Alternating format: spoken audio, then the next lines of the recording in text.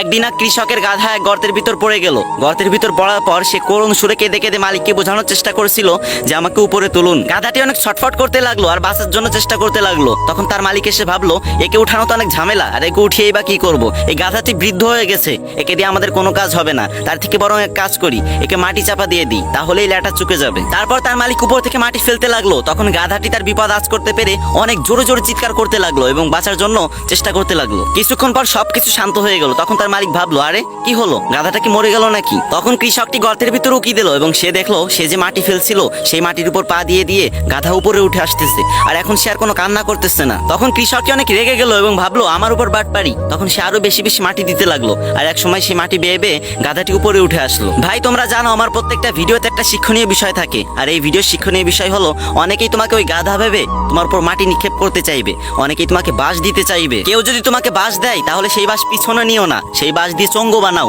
এবং উপরে উঠার চেষ্টা করো।